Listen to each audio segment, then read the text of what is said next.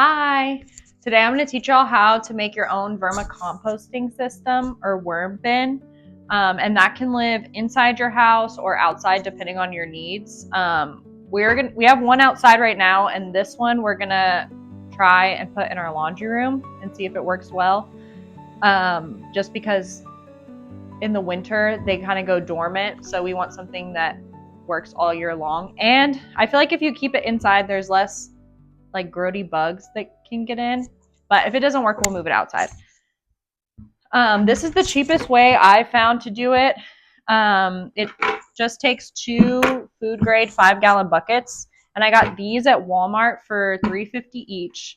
And then you only need 1 lid, and that I got for $2. So all in all, after tax and everything, less than $10 for these.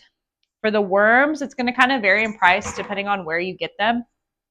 So if you live in an area where there's tons of worms naturally, you can spend a day gathering some, or like throughout your week gathering some. We got ours on Facebook Marketplace, and I think we paid $10 a pound. You can also check local garden stores, bait shops have them. You can look online. I think online is typically going to be the priciest, but it's still only like $20 a pound. So yeah, look in your area, and then if you can't find anything, you can always go online. But so all in all, I mean, even if you go the more expensive route, I think you can make this for $30 tops. I'm not going to use mesh today. You can also get mesh if you don't. We're going to drill some holes. And if you want to put the mesh over it so the worms can't get out, that's an option. But we're not going to do that. If they escape, we'll just put them back in, or maybe they'll drown. I don't know. But as long as they have good conditions inside, in my experience, they're not going to try and escape as much because they're happy in there. Only if there's something, if it's getting too dry or they don't have enough food or it's too wet, then they might escape, in my experience. Other materials you'll need is some type of carbon. Since we're doing ours inside, I don't want to do leaves because I don't want it to introduce like eggs of different types of bugs and stuff. I want to keep it just worms since it's inside. But our outside bin, we used a lot of leaves, and then any like paper scraps. So junk mail, old documents, cardboard, toilet paper tubes, old like cardboard food containers, or like boxes from Amazon or whatever. You can just kind of like shred up into smaller pieces and use that for a carbon. And then you'll need some food scraps, any like veggie, fruit, egg, shells. All of those are good. You're not supposed to do like meat or dairy or like oily things. But I read this book here called Worms Eat My Garbage. I like her perspective because there's definitely like rules to it, but she also lets you know that like once you get kind of used to your system, you can play around and experiment with things. Because yeah, they say don't put meat in it because it can smell. But she talks about how she's experimented with putting like bones, meat bones and stuff, and how it's actually really good for the getting the phosphorus out, but you just have to make sure you're not doing too much of that. But I would say if you're just starting out, don't mess with that yet. You can, once you get more comfortable, try that. So for all intents and purposes, just fruit, veggies, eggshells, basically. Okay, step 1, we're going to grab one of our buckets, and this is going to be the one that the worms live in. So we want to drill holes in here so that there is some ventilation, because we're going to wet this, and if there's any extra moisture, we don't want it to get mildewy or moldy. We want it to be able to escape. I should be doing this outside, but I'm not brave enough to film in front of my neighbors yet, so we're doing it in my living room. But if I were you, I would do it outside. And I just got a drill bit that's between a 1/4 inch and an 1/8 inch. Any of those or any in between, that works. I don't want it too big because I don't want some of the bigger worms to be able to escape. The babies are so tiny, so if we're not putting mesh, they can escape if they so choose. But I'm not too worried about it. And then I'm just going to drill about every 1.5 inches apart on the bottom, and then I'll do a little bit on the sides as well.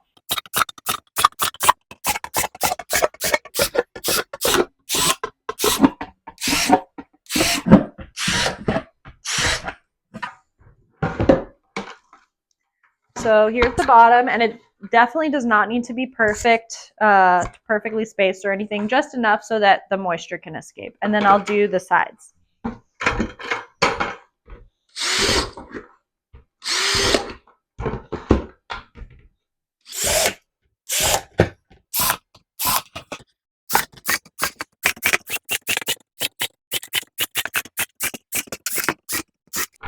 So if you want to see the spacing I did, but again, it doesn't need to be perfect. Now that we have our bucket with the holes drilled, we're going to put it in this bucket, and this will catch any of the moisture that comes out, and that stuff, whatever comes out of here is so good for your plants or garden. It's like a natural fertilizer. So we'll put this in the bucket. Some people even drill a hole and put like a little spout so that they can pour it out. I think you can do without that. If you want to, that's a great thing to do. But if you're being lazy or don't want to spend the extra money, you can just take your bucket out and pour it. I don't usually have that much, especially since these are inside, so they're not getting like rainwater or anything in here. I don't keep it that moist that it would come up above there. So I feel like the spout is unnecessary for me. But so we've got our buckets, and then we'll put the carbon in. For us, we're just using paper and cardboard and stuff. And this helps so it doesn't have a smell or get moldy. It keeps the ratios right of carbon to nitrogen. So we're just going to put it like half full, and this will pack down once we like wet it and get the worms in. It'll pack down, and then I'll put some more on top after we put the worms and food scraps in. And then even like over the next couple days, this is going to come down so much, so then we can add some more as well. So next we're going to add our worms and our food scraps to this.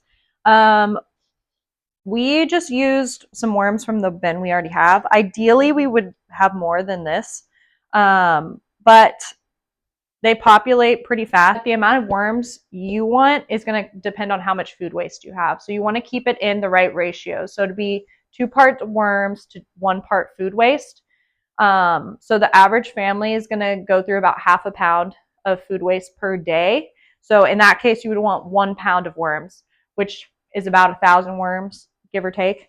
And we definitely don't have that here, but we're just going to baby these. Like we'll add this, which is kind of a lot, but we'll just keep an eye on it, make sure we have enough carbon so it's not getting stinky, and check on them. And then we can add more worms too if it's looking sad in there. But also keep in mind that they can double their population within 90 days if they're having good temperature, good moisture, and plenty of food.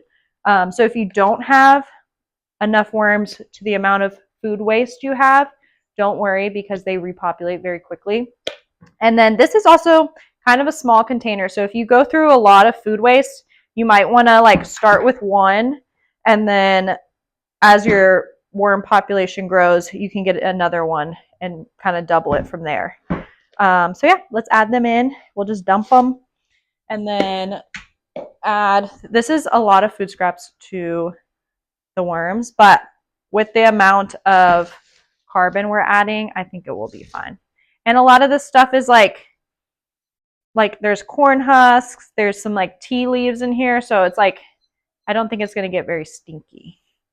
And then I'm going to add some more paper scraps, some carbon on top. And if you were doing this outside, this could be like dried leaves, or a mixture of paper scraps too. This is nice because we don't have recycling in our area, so I feel like I have more peace of mind this going in here. We also shredded like some egg containers, so that's in here. And that's probably good.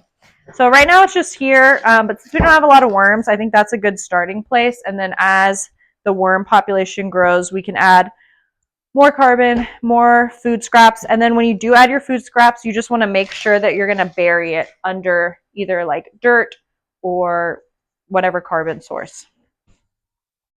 Okay, so now that we have everything in there, I'm just going to give this a little spray in the sink. I just want it damp. I don't want it sopping wet. And then we have the drainage holes at the bottom, so if there's too much water, it can come out. But yeah, I'm just going to do like a light watering. I want to make sure all the paper has some moisture, but I don't want anything like, I don't want the worms to drown basically. So I'm just going to give a light water and make sure that all the water has soaked to the below paper. So I'm just going to water a little more, if that makes sense.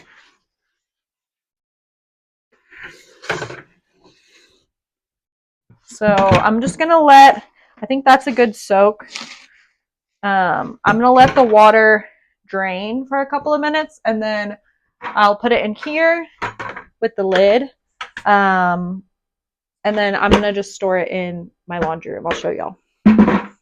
Okay, so I've got our worms here, and I'll show y'all how much, just from putting the water in, how much it's all packed down. I don't know if you can see, but yeah, just from watering it, it's kind of smushed down. So we'll keep an eye, probably like at least every week or so, keeping an eye, making sure they're doing good, adding more carbon and food scraps. But we'll let them, since that was a lot of food for the amount of worms, we'll just let that sit and let them work on that for probably a week, and then we'll check on them then. And then I am going to put a rock at the bottom of the first bucket, just because it's creating like a vacuum seal when they're stacked. They're like too tight, and then especially with the moisture. So I'm just going to put a little rock so that there can be some airflow in there. And it'll create like a little gap, if y'all can tell on there. And then, yeah, that's it. Thanks for watching. I hope y'all learned something. I hope it didn't seem too daunting or hard. I'm definitely not an expert by any means, but I have been doing this for a bit, and I feel like it seemed overwhelming at first. Like there were a lot of rules, and I didn't want to mess things up. But I feel like once you get a feel for things, you can kind of fudge stuff, and you'll see how the worms are doing, and you can adapt from there. But I think it's awesome because you can do it indoors. You can do it in an apartment, even if you don't have a yard. If you have a bunch of castings and you have no use for them because you don't garden or have a yard, you can sell them on Facebook Marketplace. You could give them away in your Buy Nothing group to people who garden, because they would love to have this. This is like liquid gold for your plants. And it's a great way to reduce waste. And it's kind of fun. But thank you guys. See y'all next week.